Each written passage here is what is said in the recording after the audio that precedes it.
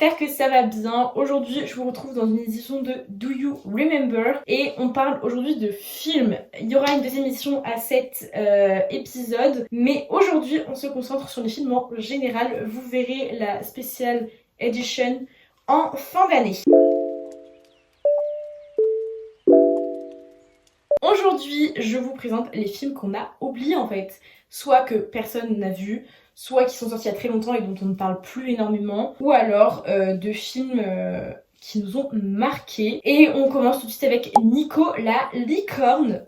Comment dire, Nico la licorne, c'est l'histoire d'un garçon qui voit un jour une licorne naître. Et je suis premier degré, vraiment je me fous pas de votre gueule. J'adore ce film. C'est moi le méchant, il me fait trop peur parce qu'il a une moustache comme ça. Et donc ce petit garçon va tenter de protéger coûte que coûte la licorne des gens du cirque qui veulent l'acheter. Et en fait il s'est pas rendu compte au départ que c'était une licorne, le petit garçon. Juste en grandissant, il va voir que la corne elle pousse sur la tête du poney. Et du coup, il va appeler cette licorne Nico, qui est un nom bien pourri, je vous l'accorde. Mais c'est trop mignon parce qu'il essaie de la sauver. C'est super mal filmé, c'est moche, c'est vieux. Le personnage, enfin le méchant, c'est un vrai méchant comme dans Maman, j'ai loupé l'avion. C'est un personnage normalement qui fait pas vraiment peur, qui est juste là pour te dire attention, les méchants c'est les méchants. Et en vrai de vrai, moi il me fait vraiment peur premier degré. Mais j'adore ce film, c'est très très mignon, c'est très touchant. L'histoire entre le cheval et le petit garçon. En plus moi je fais de l'équitation, donc les chevaux c'est ma corde sensible. Donc vraiment, vous allez voir, on va d'ailleurs aborder ce point par rapport à un autre film. Mais qu'est-ce que je suis fan de ce film, vraiment, je le regarderai pas tous les ans. Je l'ai regardé je pense 2-3 fois dans ma vie, je l'ai découvert à la télé complètement par hasard. Et ça me dérangerait pas du tout de me le refaire là, un de ces quatre, comme ça, juste pour regarder Nicolas Licorne quoi. Peut-être que je m'arrêterai au bout de 15 minutes parce que je détesterai vraiment le jeu d'acteur et le scénario qui peut-être dans mon souvenir est très très bon. Enfin, en tout cas très touchant et vraiment claqué au sol maintenant. Mais voilà. Je vais passer très rapidement au prochain film qui est E.T. E.T. c'est un film qui a révolutionné l'industrie du cinéma. C'est l'histoire entre un extraterrestre et un jeune homme. Un extraterrestre qui est abandonné par sa mif alien sur la Terre par accident, by accident.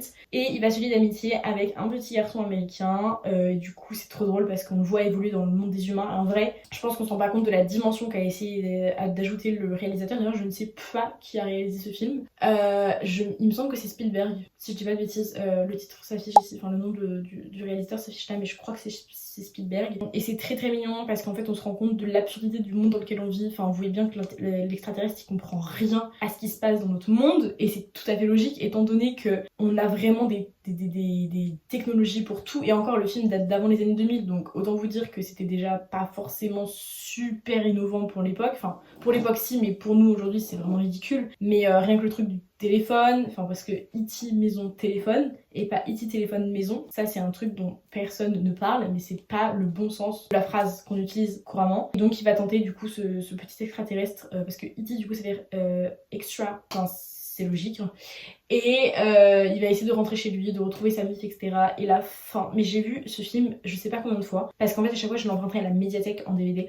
Et du coup fallait toujours que je le regarde plein de fois avant de le rendre pour pouvoir le réemprunter, pour pouvoir le re-regarder. Parce que j'avais toujours peur qu'il soit emprunté par quelqu'un d'autre. Et je voulais trop regarder chez moi et le voler. Enfin bref, j'étais trop touchée par ce film à chaque fois. La scène elle me fait absolument rêver, je la trouve incroyable. Je trouve que c'est plutôt bien réalisé, c'est encore une fois moche à regarder, ça date d'il y a super longtemps les films dont je vous parle pour la plupart, donc c'est visuellement pas ouf. Mais pour l'époque c'était quand même plutôt très bien réalisé. Et enfin c'est trop drôle, le truc où E.T. il a failli se noyer, enfin il y a plein de trucs trop mignons. Et comment le petit garçon essaie de le protéger, de le sauver un peu des humains qui veulent absolument le récupérer. Donc voilà, encore une fois un film très touchant. De toute façon j'ai l'impression que c'est à peu près tout ce que... Enfin pas tout ce qu'on va voir aujourd'hui, mais c'est globalement des films un petit peu émouvant. Ensuite nous passons aux Deux Frères pardon. Les Deux Frères c'est un film que j'ai découvert chez ma tata il y a genre vraiment 15 ans. Je suis tombée fanatique parce que l'histoire principale c'est entre un humain et un tigre. Et les tigres c'est mon deuxième animal préféré après les dauphins en fait. Et donc on va suivre l'histoire de tigres qui sont enfermés dans un cirque, qui vont tenter de se libérer entre guillemets. Je sais pas d'ailleurs. Je pense qu'il y a quand même des vrais titres qui ont utilisé pour le film, mais vu que ça fait très longtemps que je l'ai pas regardé, je saurais dire. Je l'ai même en DVD pour vous dire à quel point je suis fan de ce film. Et on va du coup suivre l'histoire d'un homme qui essaye quand même tout tant bien que mal de les sortir de là. Les tigres vont vivre tous les deux des trucs horribles. En vrai de vrai, j'ai quasiment aucun souvenir, mis à part la première scène où il y a un tigre qui bouffe un humain. dans une arène. Et en fait, le petit garçon va se lier d'amitié avec le tigre et le papa du petit garçon va quand même tenter de faire en sorte que cette amitié perdure dans le temps et que le tigre soit protégé de la violence des humains. Et c'est tellement touchant, genre vraiment, encore une fois, il y a des animaux dans le film, donc moi ça me suffit, genre vraiment, un extraterrestre, moi j'associe un animal, une licorne c'est un animal, et les tigres c'est des animaux, donc pour moi tout se lie en fait. Dès qu'il y a un animal, c'est moilleté, genre vraiment, vous me perdez comme quand il y a Taylor Swift, j'aime. Et je me rappelle même pas de la fin, genre vraiment, je peux vous dire. Et il y a un truc très drôle, c'est que mon chat, il a une griffe à l'oreille, je vous jure que c'est un rapport. Une griffure à l'oreille, du coup, il a l'oreille coupée. Et dans le film, il y a un des tigres qui se prend une balle dans l'oreille, et du coup, il y a un trou. Et du coup, mon chat, vu qu'il est roux, et j'ai un peu envie de me dire que c'est une réincarnation du tigre dans la vraie vie. Je suis un petit peu folle, mais j'aime croire à cette idée, enfin adhérer à cette idée. Et j'adore ce film, vraiment, je vous conseille d'aller voir. Je sais pas trop sur quoi il est disponible, si jamais il est disponible quelque part, je vous le mets là. Voilà, vraiment très très bon film. Je trouve que, alors bon, visuellement, encore une fois, ça date, donc c'est pas forcément extrêmement joli à regarder, mais c'est plutôt bien réalisé, je trouve, dans mon souvenir, que le jeu d'acteur est pas dégueu, et j'adore la relation entre Sanka et le petit garçon dont je me rappelle pas le nom. Donc je vous conseille vivement d'aller le mater, c'est vraiment un banger. Ensuite on passe au secret de Moonacre. Secret de Moonacre, Candice, gros big up à toi parce que je sais que tu regardes cette vidéo. Le secret de Moonacre j'ai découvert grâce à Candice parce qu'elle m'a fait voir ce film en DVD et je suis tombée red dingue de l'univers. C'est donc une jeune fille qui va perdre son papa après avoir déjà perdu sa maman quelques années auparavant. Elle va donc vivre chez son oncle avec sa chaperonne et en fait elle se rend compte qu'il y a un petit peu toute une sorte de malédiction, qu'à la 5 millième lune, il y a une malédiction s'abattra sur les familles des territoires alentours et ces familles sont représentées notamment par son oncle et la belle famille, l'ex-belle famille de son oncle. C'est un petit peu compliqué à expliquer comme ça. Et donc une femme qui est la princesse des perles, la reine des perles, la princesse de la lune, voilà. La princesse de la lune doit être, c'est la personne qui rompt cette malédiction, ce n'est peut-être qu'elle qui le fait. Et pour ce faire, elle doit retrouver des perles et en plus de ça, réussir à rabibocher les familles. Et en fait, on se rend compte que la princesse de la lune, c'est, attention spoiler alerte, la jeune fille en question qui est enlevée chez son oncle. Et du coup, elle va essayer de rabibocher les familles avec les générations d'après, etc. Et de rompre cette malédiction pour pas que la malédiction s'abatte et que tout soit détruit à la 5 millième lune et que le monde ne devienne pas noir. Et il y a un animal dans cette histoire, il y a Wolf, putain, Wolf, merde alors. Et je tenais à préciser que déjà, je trouve que le jeu d'acteur est claqué au sol, ça c'est certain, mais l'acteur principal enfin l'acteur qui interprète l'oncle de Maria, c'est celui qui joue dans Forever. Je ne me rappelle pas de son nom. Il joue dans Forever. J'adore cet acteur. Je l'avais découvert là-dedans et je me rappelais même pas. Quand j'ai regardé Forever, je me suis dit mais wesh, c'est le même mec, trop dingue. Et par contre les décors sont vraiment très très jolis. Je ne sais pas trop comment ça a été réalisé, etc. Mais voilà, je trouve que les personnages sont vraiment très très loufoques. La chaperonne, le cuisinier, le mec qui d'ailleurs on ne sait pas trop à quoi il sert non plus. Ils sont trop hilarants les personnages et je veux la bibliothèque de l'oncle de Maria, vraiment, et sa chambre aussi, parce qu'elle est un peu flippante mais elle est stylée. Et je veux aussi avoir une cabane sous un arbre. Vous comprendrez pourquoi si vous regardez le film. Je ne crois pas qu'il soit disponible quelque part. Moi je l'ai en DVD, je suis fan de ce film, je vous conseille vraiment de le regarder. Et puis il y a des licornes aussi. D'ailleurs j'ai jamais trop compris pourquoi il y avait des licornes dans le film, mais il y a des licornes donc bon, passons. Ensuite nous parlons de Hachi. Encore une fois il y a un animal. C'est l'histoire d'Hachi, d'un monsieur avec un chien. Ce chien s'appelle Hachi et ce monsieur va recueillir Hachi un jour parce que Hachi est errant et lorsqu'il va, je crois qu'il est errant. Et encore une fois, c'est Candice qui m'a fait découvrir ce film, donc merci à toi. Et ce chien va être éduqué donc par ce monsieur et toute sa vie, il va l'accompagner au train tous les jours. Et c'est inspiré d'une histoire vraie, c'est ça qui est incroyable. Et Squeezie en a d'ailleurs parlé sur sa chaîne YouTube. Enfin, je vous mets la vidéo en fiche. Il a déjà parlé de cette histoire. Donc Hachi tous les matins accompagnait son maître au train quand il allait travailler et il revenait chercher le soir à la gare. Et ce qui est dingue, c'est que le jour où son propriétaire est décédé, attention gros spoiler alert, Hachi va attendre tout le reste de sa vie à la gare que son maître rentre parce qu'il ne comprend pas pourquoi, il veut juste rentrer avec son maître. Il va donc se laisser mourir de faim, juste rester assis à attendre que son maître rentre tous les soirs pendant des années. Les passants connaissaient tellement son histoire et connaissaient aussi le monsieur qui lui ont donné à manger, à boire, etc. pour le maintenir en vie en fait jusqu'au jour où Hachi va die et il y a un chien qui meurt, donc comment vous dire que moi c'est over, vraiment je suis dead à ce moment-là. Enfin pas autant que le chien mais voilà, et donc depuis il y a une statue qui a été érigée à son effigie devant la gare, là où il s'asseyait tout le temps, et je trouve ça fabuleux. Je crois que l'acteur qui interprète le maître d'Hachi est très connu, mais j'ai pas son nom. Et enfin bref, moi je trouve ça phénoménal. Ça montre encore une fois bien à quel point les chiens sont fidèles aux animaux, enfin aux humains, et qu'on leur rend pas suffisamment ça. Et c'est plutôt bien réalisé, je trouve ça joli à regarder, enfin c'est pas non plus extraordinaire mais c'est quand même largement regardable. Je sais pas trop s'il est dispo quelque part.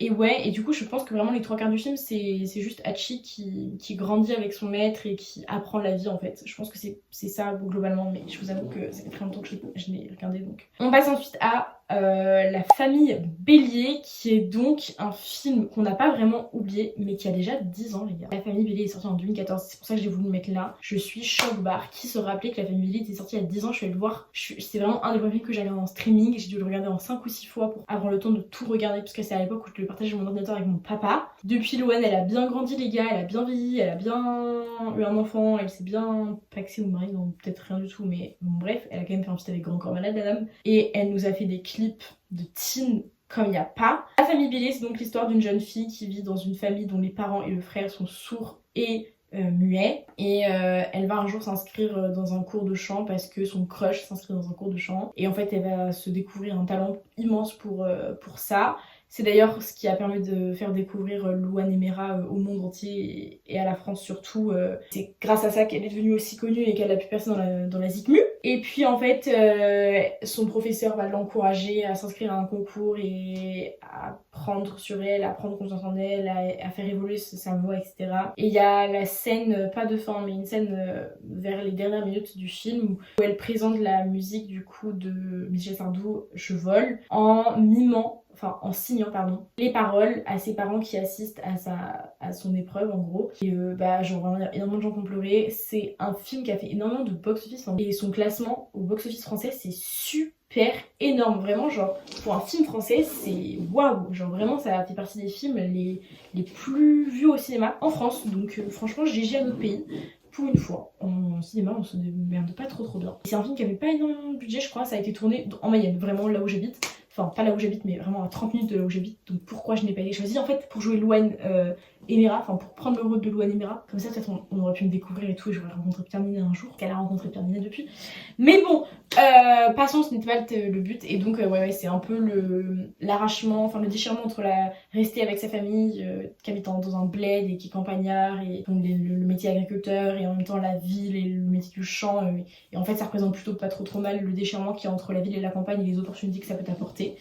Et c'est vraiment plutôt très cool. Ensuite, l'avant-dernier film que je voulais vous présenter, c'est Les Profs. Pareil, ça date d'il y a 10 ans. Je trouve ça phénoménal que le temps passe aussi vite. Je suis allée le voir au cinéma, je crois. Alors, c'est pas un film extraordinaire. C'est même un film qui est limite nul, mais c'est drôle et ça passe le temps et tu le regardes quand t'as envie de te réconforter. J'ai une préférence pour le deuxième volume qui est sorti en 2016 parce qu'il y a de la musique et il y a Vivienne et il y a une histoire d'amour, donc moi ça me convient davantage. Et puis la scène de fin est quand même méga romantique et mignonne, donc ça me convient parfaitement. Donc Les Profs, c'est une comédie française. Je vous ai quand même présenté 2 films français, donc je trouve que c'est pas trop mal. C'est donc un lycée qui va devoir investir pour réussir à faire passer le bac à ses élèves, et pour ce faire ils se disent que la meilleure logique c'est, puisqu'avec les meilleurs profs ils n'arrivent pas à avoir les meilleurs élèves, ils se disent qu'avec les pires profs qui vont réussir à avoir les meilleurs élèves. Donc c'est ce qu'ils font, ils engagent des profs complètement pourris, nuls, incongrus, loufoques, débiles, flemmards, le tout mélangé à un lycée en banlieue parisienne qui craint sa mère. Et bah ça donne une comédie française bien cliché, bien drôle, bien beauf. Et puis écoutez, si vous êtes dépressif un jour, regardez ça après votre rupture, je pense que ça vous remettra dans vos baskets pendant 2-3 petits jours. Ce sera pas très long mais c'est toujours ça de prix pour votre santé mentale.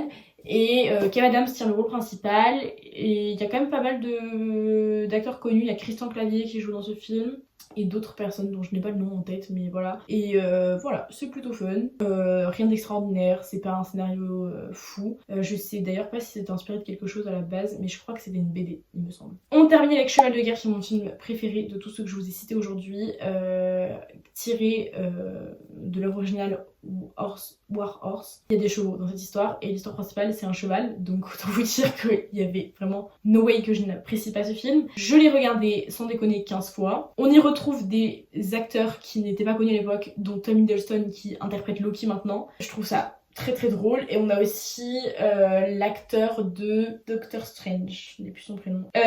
Ok, War Horse, c'est l'histoire d'un mec qui va, juste pour faire chier son propriétaire, acheter un cheval aux enchères à un prix indécent pour le cheval qu'il est. Et en fait il en a besoin initialement pour labourer ses terres. Sauf que sa femme elle va lui dire de le ramener, il va pas vouloir, donc son fils va s'engager à dresser, éduquer le cheval afin qu'il laboure les champs, etc. Et après y avoir réussi et avoir persévéré pendant de longues années, la guerre est déclarée en Grande-Bretagne, donc les chevaux, les animaux sont requis et les gens aussi. Sauf que le propriétaire du cheval à ce moment-là, qui est le fils du locataire, n'a d'autre choix pour suivre son cheval que de s'engager dans l'armée, chose qu'il ne peut pas faire puisqu'il est trop jeune, ce qu'il va réussir à faire quelques années plus tard, mais donc pendant cette période où il ne peut pas s'engager. Son cheval, lui, est réquisitionné, il part à la guerre, il rencontre un autre cheval, ils disent des trucs de zinzin, ils sont entre guillemets capturés par deux mecs qui désertent. Après ils sont récupérés par une fille qui qui a joué dans Zoé Raven.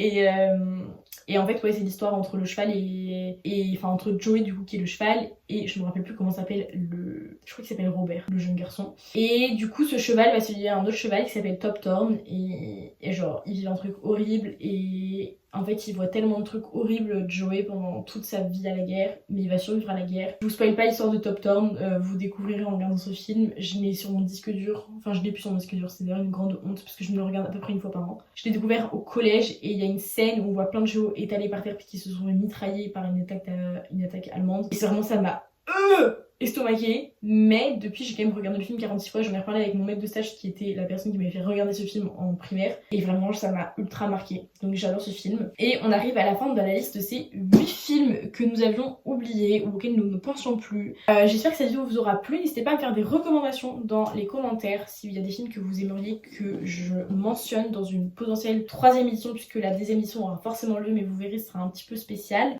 J'espère que ça vous aura plu, on se retrouve la semaine prochaine pour une autre vidéo, et je vous souhaite une bonne journée. Salut!